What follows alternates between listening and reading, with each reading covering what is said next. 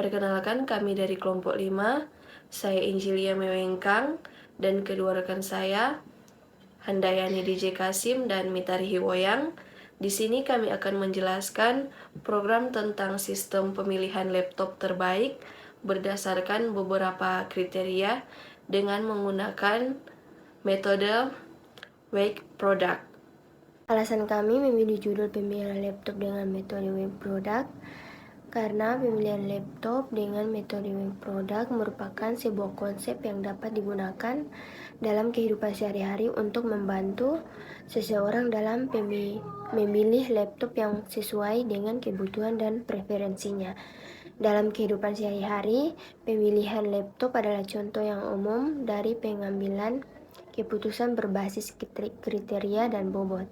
Dengan menggunakan metode Wake Product, seseorang dapat membuat keputusan yang lebih cerdas dan sesuai dengan preferensi pribadi mereka dan konteks pemilihan perangkat yang penting seperti laptop, seperti harga, performa, dan kebutuhan pribadi. Metode ini memungkinkan pengguna memberikan bobot pada setiap kriteria untuk menentukan laptop terbaik berdasarkan preferensi dan anggaran mereka, sehingga membantu pengambilan keputusan yang lebih objektif dan sesuai dengan kebutuhan. Pada codingan kali ini, kita menggunakan Wake Product Function atau fungsi Wake Product. Pada fungsi kali ini menerima 3 parameter, yaitu values, weight, dan kriteria type, yang bertujuan untuk menghitung nilai dari Wake Product dari nilai kriteria values, bobot, weights, dan tipe kriteria. Pada baris ke-2 sampai ke-8 menjelaskan tentang fungsi dari produk yang diinisialisasi dengan nilai 1 yang akan menjadi hasil perkalian yang akan dikembalikan, dan loop yang digunakan untuk beriterasi pada setiap trio V, W, dan T yang diambil dari values, weights, dan kriteria type. Jika tipe kriteria adalah benefit, nilai kriteria dinaikkan ke pangkat bobot dan dikalikan dengan produk. Jika tipe kriteria adalah cost, inverse dari nilai kriteria dinaikkan ke pangkat bobot dan dikalikan dengan produk. Akhirnya, nilai produk dikembalikan sebagai hasil dari fungsi ini. Kemudian, pada baris ke-10 sampai ke-25 menjelaskan tentang codingan yang memakai fungsi main. Fungsi ini adalah inti dari program Anda untuk memandu pengguna dalam memasukkan data dan mencetak hasil.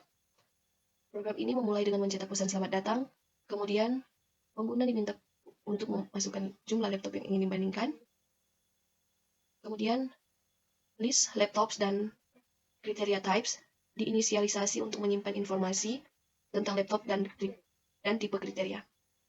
Loop for hanya berjalan sekali karena range 1 yang berarti kodenya akan dieksekusi 1 kali. Kemudian pengguna diminta untuk memasukkan type kriteria, benefit atau cost untuk 3 kriteria, harga, performa, dan baterai. Namun hanya kriteria ketiga, yaitu baterai, yang benar-benar disimpan karena variabel T ditimpa setiap kali. Loop while digunakan untuk memastikan bahwa pengguna memasukkan input yang valid, yaitu plus atau minus. Kemudian setelah mendapatkan input yang valid, tipe kriteria, benefit atau cost ditambahkan ke list tipe kriteria. Pada baris ke-27, baris ini adalah loop yang akan berjalan sebanyak n kali, di mana n adalah jumlah laptop yang ingin dibandingkan yang telah dimasukkan oleh pengguna sebelumnya. Dan pada baris ke-28, baris ini meminta pengguna untuk memasukkan nama laptop KI tambah 1 penggunaan, di mana untuk memberikan nama laptop secara individual untuk setiap laptop yang akan dibandingkan. Nama laptop ini akan disimpan dalam variabel name. Dan pada baris ke-30, baris ini hanya mencetak pesan memberi tahu pengguna untuk memasukkan nilai-nilai kriteria untuk laptop yang sedang diperiksa. Pada baris ke-30, baris ini mencetak daftar kategori dalam kurung kategori penilaian yang digunakan oleh pengguna untuk memberikan penilaian terhadap kriteria tertentu. Pengguna diminta untuk memilih salah satu kategori ini ketika mereka memasukkan penilaian. Dan pada baris ke-31, baris ini meminta pengguna untuk memasukkan penilaian untuk kriteria harga. Nilai ini dimasukkan dalam bentuk float yang memungkinkan pengguna memberi penilaian dalam bentuk angka desimal. Dan pada baris ke-32, baris ini meminta pengguna untuk memasukkan penilaian untuk kriteria performa laptop. Seperti sebelumnya, pengguna diminta untuk memberikan penilaian dalam bentuk angka desimal. Dan pada baris ke-33, baris ini meminta pengguna untuk memasukkan penilaian untuk kriteria ketahanan baterai laptop. Kembali, pengguna diminta untuk memberikan penilaian dalam bentuk angka desimal. Dan pada baris ke-34, di baris ini pengguna memasukkan sebuah penilaian kriteria dan nama laptop. Data ini disimpan dalam bentuk tupel. Setiap tupel berisi nama laptop atau string dan daftar nilai-nilai kriteria atau harga, performa, dan baterai dalam bentuk float. Tupel ini kemudian ditambahkan ke dalam daftar laptop yang akan digunakan dalam perhitungan selanjutnya untuk menemukan laptop terbaik. Dan pada baris ke-36, baris ini mencetak pesan kepada pengguna untuk memasukkan bobot yang akan digunakan untuk setiap kriteria. Ini adalah langkah penting dalam metode weighing product, karena bobot ini akan menentukan sejauh mana setiap kriteria akan memenuhi peringkat akhir. Dan pada baris ke-37, pada baris ini mencetak daftar kategori atau kategori bobot yang digunakan oleh pengguna. Dan pada baris ke-38, baris ini meminta pengguna untuk memasukkan bobot untuk kriteria harga.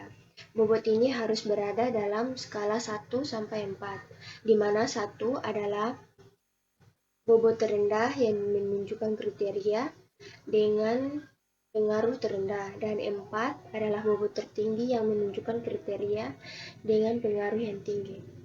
Dan pada baris ke-39, baris ini meminta pengguna untuk memasukkan bobot untuk kriteria performa laptop.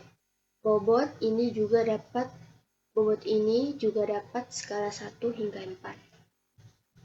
Dan pada baris ke-40, baris ini meminta pengguna untuk memasukkan bobot untuk kriteria ketahanan baterai laptop.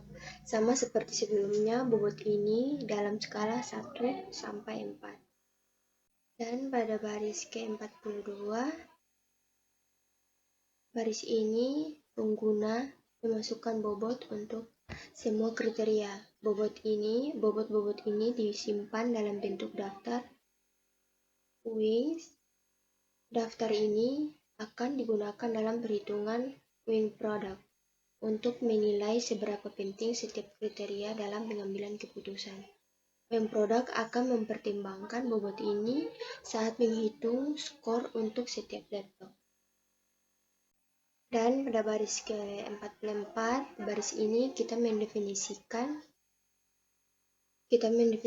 variabel base laptop dan menganalisasikannya dengan non. Variabel ini akan digunakan untuk menyimpan nama laptop terbaik berdasarkan perhitungan yang akan dilakukan. Dan pada baris ke-45, baris ini adalah nilai awal yang digunakan untuk membandingkan skor laptop saat melakukan perhitungan. Dan pada baris ke-47, baris ini adalah log yang berjalan melalui setiap laptop yang telah dimasukkan oleh pengguna. Di setiap iterasi, name adalah nama laptop dan values adalah daftar nilai kriteria, dalam kurung harga, performa, dan ketahanan baterai untuk laptop tersebut.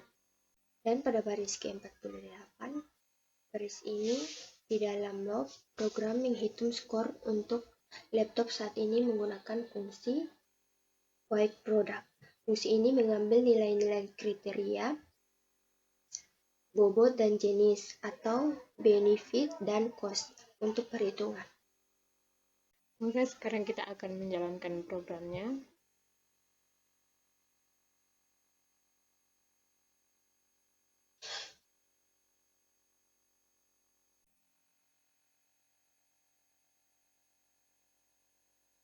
Maka timbul di layar konsol seperti ini, yang dimana ada